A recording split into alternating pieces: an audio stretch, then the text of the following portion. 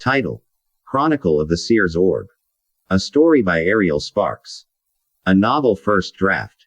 Copyright Ariel Sparks 2025. Chapter 7. The Departure. "Oh, my darling, what have we gotten ourselves into?"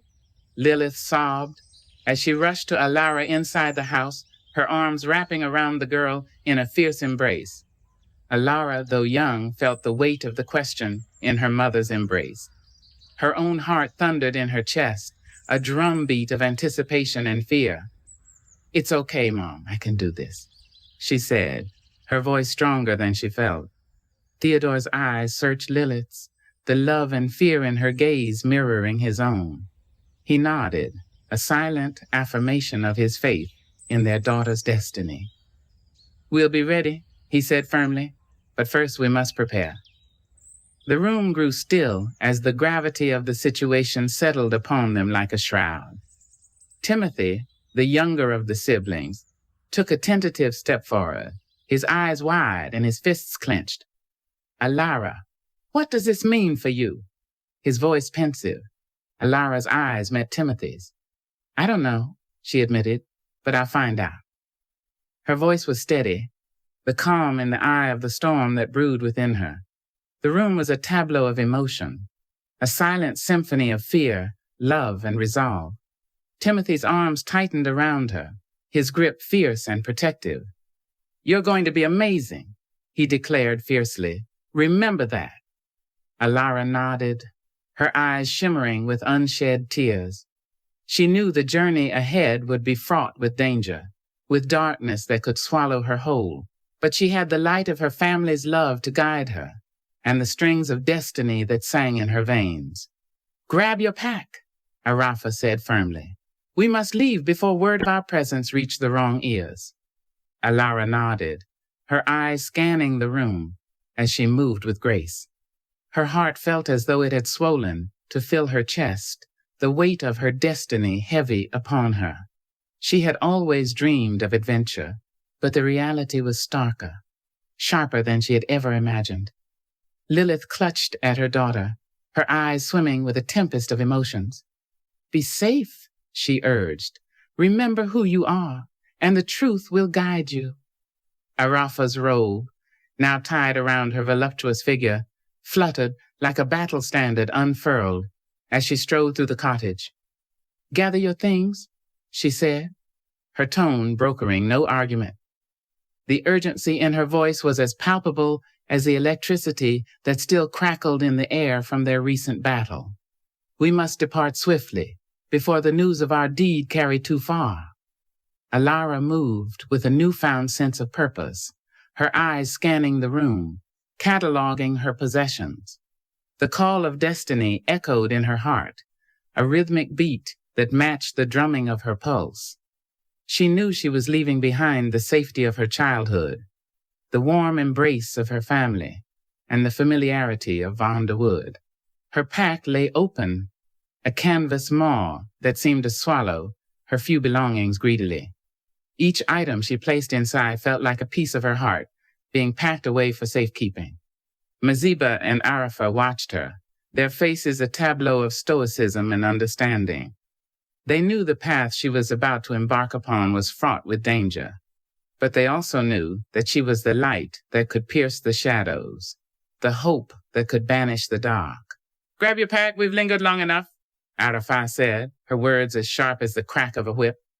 Maziba, ever the stoic guardian, stepped aside, his staff a silent sentinel at his side.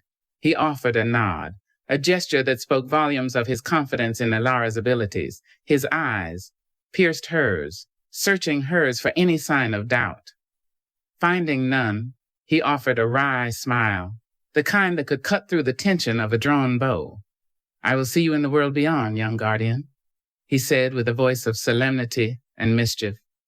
Alara took a deep breath, feeling the weight of the world pressed down upon her. "Thank you, Maziba," she replied.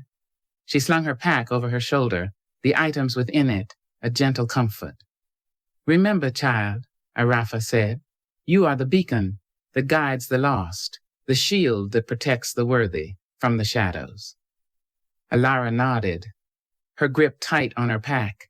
With one last look at her family, she stepped through the doorway, the warm embrace of the cottage giving way to the cool kiss of the Vahnder Wood morning. The sunlight, a soft caress upon her skin, seemed to hold the promise of adventure and wisdom that awaited her. Theodore and Lilith watched her go, their eyes filled with pride and fear. "Remember your training," Theodore called after her, his voice a gentle rumble in the quiet of the dawn. "And don't talk to strangers," Lilith added. Alara managed a shaky smile, her eyes shimmering with the unshed tears of 1,000 farewells. "I won't," she vowed, her voice clear and loud. They watched her until she was nothing but a sprite of color against the emerald backdrop of the forest.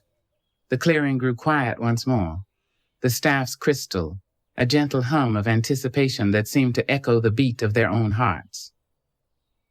Now, in a dimly lit room, far removed from Vahnder Wood, at an undisclosed location, men and women in black uniforms sat in chairs arranged in a precise circle around the room, their faces a mask of concentration, their eyes glued to the screens before them. Above the murmur of the machines, a single voice sliced through the air like a rapier. "End all surveillance in that sector." It was a command that bore the weight of failure, the tone sharp as a shard of ice. A young technician's hand hovered over a series of buttons, his knuckles white with the effort of his grip. "But Sir Cassius," he stuttered, "what of the asset?" The commander, Sir Cassius, took a step back and turned, his eyes flashing like the gleaming steel of his sword. "The assets have failed us," he snarled, his voice a whip crack of frustration. "We must find another way to harness the power of the orb. The hands of fate will not be our undoing." His second in command, Lady Stable, a woman with steely resolve, stroked her chin thoughtfully, her eyes never leaving the screens. "Indeed," she murmured, her tone a blend of contemplation and resolve. "The forces are fickle, but our purpose is steadfast. We shall not be deterred by one misstep." Okay, cool. Don't click next just yet. We have reached at the halfway mark of our first act through the journey of this tale. We have been introduced to a few new members of the Cabal of the Dark Cartogeologist. I am pleased to announce the numbers of subscribers have gone up. Roughly about 60%. We are on the right track, and I do hope this trend continues as we strive to achieve over 1,000 subscribers and over 10,000 views. I am eager to post the other 7 chapters, and I do hope you are excited for the story that is on the horizon. That's it for me until next week. Cue the outro. Alara's journey begins in earnest as she sets out from Vahnder Wood. What awaits her in the Whispering Grove? And how will she respond to trials of her calling? Let me know what you are most eager to see as I continue with my story. And please share and subscribe if you have not yet done so. Oh, and return next week as the journey continues in Chapter 8, Voyage of the Whispering Maiden.